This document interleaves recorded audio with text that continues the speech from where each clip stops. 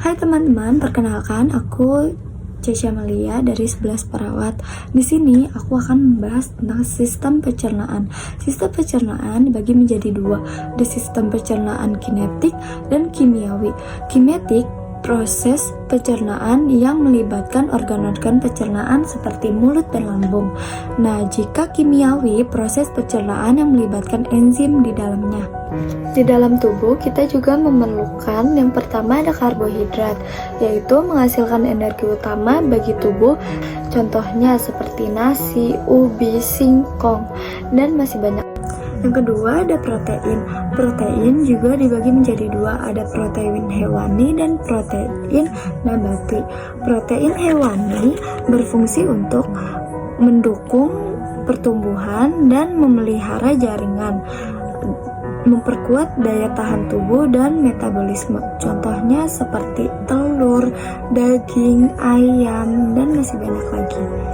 Lalu ada protein nabati, memudahkan tubuh mencerna dan menyerap nutrisi serta menjaga kesehatan pencernaan. Contohnya seperti tempe, tahu. Selanjutnya ada lemak. Lemak juga dibagi menjadi dua, ada lemak jenuh dan ada lemak tidak jenuh. Lemak jenuh bermanfaat untuk paru-paru, sel, dan fungsi otak, serta menyerap vitamin. Contohnya seperti keju, mentega, gorengan. Lalu lemak tak jenuh, yang pertama fungsinya menurunkan kolesterol, mengurangi serangan jantung. Contohnya ada minyak zaitun. Selanjutnya ada mineral, berfungsi sebagai mempengaruhi fungsi otot dan syaraf, serta mengatur keseimbangan air di dalam tubuh. Contohnya yogurt, biji-bijian, sayuran hijau, dan masih banyak lagi. Di tubuh kita juga memerlukan vitamin. Ada vitamin A, vitamin B, vitamin C, vitamin D, vitamin E, vitamin K, dan masih banyak lagi.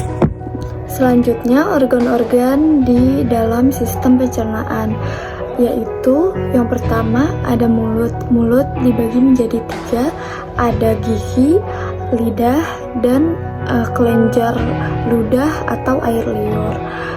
Nah, di gigi itu ada tiga lapisan, ada kemail, lapisan yang berwarna kuning, ada dentin, lapisan yang berwarna bening, dan ada pulpa, lapisan yang berhubungan dengan syaraf.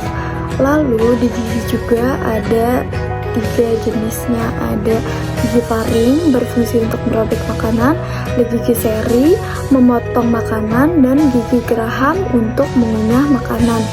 Lalu ada lidah. Lidah berfungsi untuk menelan makanan, lalu membantu menghancurkan makanan, lalu indera perasa, dan membantu berbicara. Lalu ada kelenjar ludah atau air liur berfungsi untuk membantu proses penghalusan dan mencerna makanan. Organ yang kedua ada kerongkongan, yaitu terdapat katup epiglotis, katup persimpangan antara sistem pencernaan dengan sistem pernafasan. Dan di sini juga terjadi gerak peristaltik, yaitu gerakan mendorong makanan dan meremas-remas makanan. Lalu selanjutnya ada lambung. Lambung juga terdapat gerakan peristaltik. Lambung juga memiliki beberapa bagian. Contohnya misalnya ada kardiak, itu berfungsi untuk berhubungan dengan kerongkongan. Lalu ada fundus, bagian mengembung yang berisi makanan yang dihaluskan. Lalu ada pilorus, berhubungan dengan usus 12 jari atau duodenum. Lalu ada usus halus. Usus halus juga dibagi menjadi tiga, ada usus 12 jari atau duodenum, berfungsi untuk menyerap sari-sari makanan, ada usus kosong atau ileum, dan ada usus penyerap atau jejunum, terdapat genjot. Usus atau villi berfungsi memperluas proses penyerapan. Lalu ada usus besar.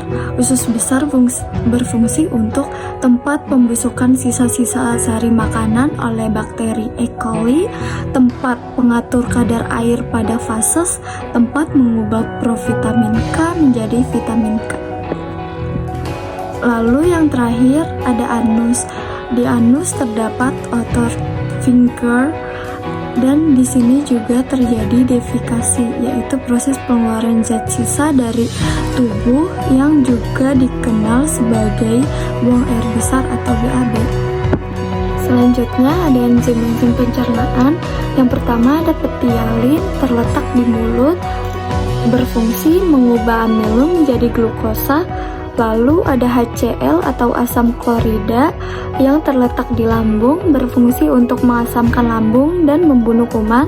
Lalu ada renin, letaknya sama, ada di lambung, yaitu mengedapkan kasein dari protein susu. Lalu ada pepsin, mengubah protein menjadi pepton. Lalu ada limpase, terletak di pankreas atau di usus, yaitu berfungsi untuk mengubah lemak menjadi asam lemak. Ada amilase, mengubah amilum menjadi glukosa, dan tripsin, mengubah protein menjadi asam amino. Yang terakhir ada gangguan dan kelainan pada sistem pencernaan. Sistem pencernaan dapat mengalami gangguan atau kelainan. Contohnya ada kolik. Kolik adalah rasa nyeri pada perut karena mengonsumsi makanan yang mengandung zat terangsang, misalnya cabai, lada, jahe, seperti itu. Lalu ada malabsorpsi, yaitu kelaman kemampuan lambung dan usus dalam menyerap sari makanan. Lalu ada keracunan makanan. Keracunan makanan dapat terjadi karena alergi terhadap makanan tertentu, zat adiktif yang terkandung di dalamnya. Keracunan juga dapat terjadi karena makanan mengandung virus, jamur, mikroorganisme, parasit lain. Keracunan makanan mengakibatkan gatal-gatal, kelumpuhan, mual-mual, sakit kepala, bahkan kematian. Lalu ada konstipasi, yaitu sembelit. Sulit buang air besar karena feses terlalu keras, menyebabkan antara lain kurang makanan berserat, dehidrasi, dan sering menunda untuk buang air besar. Sekian video dari saya, kurang lebihnya mohon maaf. Wassalamualaikum warahmatullahi wabarakatuh. Bye bye.